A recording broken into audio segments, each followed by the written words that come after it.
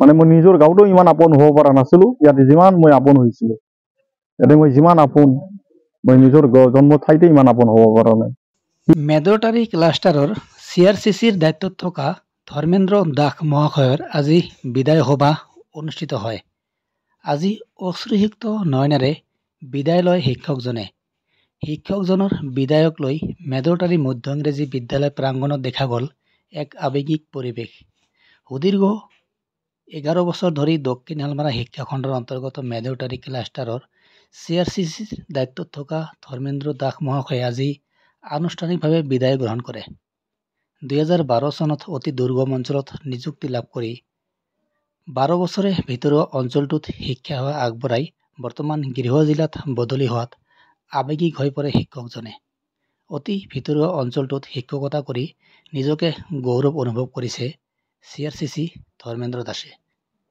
তেখেতৰ আদৰ্শ, নিস্বাৰ্থ আৰু নিষ্ঠা সহকাৰে কৰা কৰ্মৰাজি অঞ্চলটোৰ প্ৰতি থকা দায়বদ্ধতাক লৈ ইতিমধ্যে শ্ৰদ্ধাৰে সুঁৱৰিছে তেখেতৰ সহকৰ্মী তথা শিক্ষক আৰু মেদৰটাৰী অঞ্চলৰ ৰাইজে। মোৰ ইচ্ছা নাযায়, কিন্তু মই উপায় নাই, মই যাবই লাগিব। মোৰ এটা সৰু পৰিয়াল আছে, তেওঁলোকৰ ভৱিষ্যতৰ পৰা ভৱিষ্যতটো চাই মই আচলতে যাবলৈ আহিছিলোঁ। ইয়াৰ পৰা মোৰ যাবৰ ইচ্ছা নাছিলে। যিকেইটা দিন আছিল মোৰ ইয়াতে থাকিবৰ মন আছিল, কিন্তু মোৰ এনেকুৱা এটা অসুবিধাত পৰিছিলোঁ, মই যাবই লাগিব এতিয়া। গতিকে এতিয়া 12 বছৰেই হ'ল, মোটামুটি 12 বছৰে পাৰ হৈ গ'ল। মই 2012 চনত 5 ছেপ্টেম্বৰত ইয়াতে আহিছিলোঁ।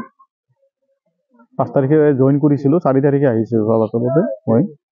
আৰু 2013ৰ 12 ডিচেম্বৰত মই CRCC ইয়াতে যোগদান কৰিছিলোঁ মেদৰটাৰী ক্লাষ্টাৰত। তাৰ পৰা আজিলৈ মই ইয়াতে আছোঁ। এতিয়া মই বিভাগৰ বিদায় দিলে। মই এনেই বেলেগ মোৰ বৰপেটাত মই জইন কৰিছোঁ, তাৰে সৰ্থেবাৰী স্কুল এখনত। আপোনাৰ যি অতিথিসকল আছিলে বা মোৰ বিৰাট ভাল লাগিছিল। ইয়াৰ পৰা যাবৰ মোৰ ইচ্ছা নাছিল। ইয়াৰে ছাৰবিলাক ইমান মৰমীয়াল আছিল, মোৰ ভাষা নাই। মানে মই নিজৰ গাঁৱতো ইমান আপোন হ'ব পৰা নাছিলো, ইয়াতে যিমান মই আপোন হৈছিলোঁ। ইয়াতে মই যিমান আপোন মই নিজৰ জন্ম ঠাইতে ইমান আপোন হ'ব পৰা নাই। কি ক'ম আৰু, যিহেতু মেদৰটাৰী যুৱ সংঘৰ ল'ৰাবিলাকো আৰু আমাৰ 2-এটা স্থানীয় ব্যক্তিয়ে মোক বিভিন্ন অনুষ্ঠানত মাতিছিল, মই আহিছিলোঁ। আৰু তেওঁলোকৰ লগত নানান অনুষ্ঠানতো মই জড়িত হৈ পৰিছিলোঁ। ইয়াতে মানুহখিনি মই খুবেই ভাল, ডেকা ল'ৰাবিলাক মই খুবেই ভাল পাইছিলোঁ। শিক্ষাৰ ক্ষেত্ৰত আগবাঢ়ি হওক, সকলোৱে মানে যিবিলাক চৰকাৰী নীতি নিয়ম শিক্ষা বিভাগত দিছে পালন কৰক। SNC বিলাকে নিজৰ ডিউটি পালন কৰক। এইবিলাকেই আৰু যিটো আমাৰ মানে সামাজিক যিটো আজিৰ অসমৰ বাতাবৰণটো ভাল নহয়, তাৰ যিবিলাক সেইবিলাক কাৰণবিলাক বিচাৰ কৰি সেইবিলাক দূৰ কৰিব লাগে। যেনে বাল্য বিবাহ, অতিৰিক্ত জন্ম বিস্ফোৰণ, এইবিলাক দূৰ কৰিব লাগে। আৰু আমাৰ মানুহখিনিক আপডেট বনাব লাগে। অলপ যিখিনি মুছলিম মানুহ আছে আমাৰ ইয়াতে, এইখিনিক অলপ আপডেট বনাব লাগে, স্মাৰ্ট বনাব লাগে। খুব শোকাকুল পৰিৱেশ। এই বিদায়ী সভা বুলি ক'লে মনটো আচলতে আৱেগিক হৈ পৰে। আৰু আমাৰ ধৰ্মেন্দ্ৰ দাস ছাৰক মই মানে ইয়াত জইন কৰাৰ পৰা 2020 চনৰ পৰাই মই CRC হিচাপে পাই আছোঁ। CRC হিচাপত নাছিল, তেখেতে আমাৰ এজন সহযোগী আছিল। আমাক বিভিন্ন দিশত মানে এনি টাইম তেখেতৰ পৰামৰ্শ পাইছোঁ। যেনেকুৱা যি অসুবিধা হওক, কেতিয়াবা টকা পইচাৰ অসুবিধা হ'লেও মই তেখেতক কৈছোঁ, ছাৰ অলপ টকাৰ, ছাৰে কেতিয়াও না কৰা নাই। যেতিয়াই যি কৈছোঁ সহায় কৰিছে। গতিকে খুব এজন ভাল বহল অন্তৰৰ মানুহ আছিল। তেখেতক আমি সদায়, তেখেতে যে ইয়াত নাথাকিব সেইটো আমি অনুভৱ কৰি থাকিম। খুব দুখ লাগি থাকিব ছাৰৰ মনত পৰিলে। ভাল মানুহ আছিল। আৰু চবৰ লগত ইয়াত কাৰো লগত আপুনি সুধি চাব পাৰে, স্থানীয় ব্যক্তিৰ লগত কাৰো লগত মতৰ অমিল হোৱা নাই, হাই কাজিয়া কোনোদিন হোৱা নাই। একাষাৰ কটু কথা আজিলৈকে তেখেতে কাকো কৈ পোৱা নাই, কোনো শিক্ষকক কৈ পোৱা নাই, কোনো স্থানীয় ব্যক্তিক কৈ পোৱা নাই।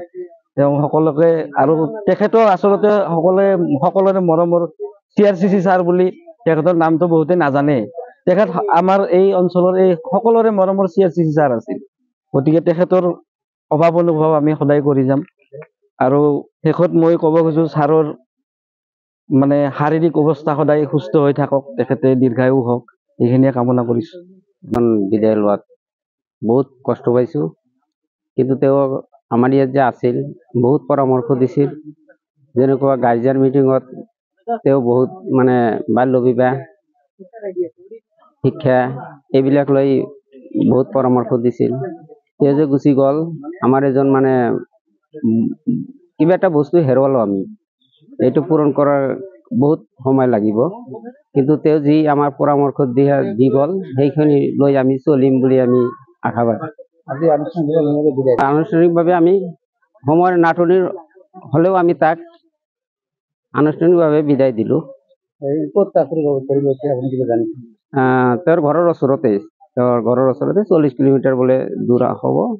কষ্ট হ'লে তেওঁ ল'ৰা ছোৱালী আছে না, যাব নিবিচাৰিছিল, যাবই নিবিচাৰিছিল। আমিও পৰামৰ্শ দি তাক চাকৰিটো ৰেগুলাৰ হৈ গ'ল, যে যাওক ছাৰ, শেষৰ সময়তো আপুনি পৰিয়ালৰ লগত থাকক। এনেকৈ বুজি নিদিয়াৰ পিছত সি মানে মিউচুৱেল ট্ৰান্সফাৰৰ কাৰণে এপ্লাই কৰিছে।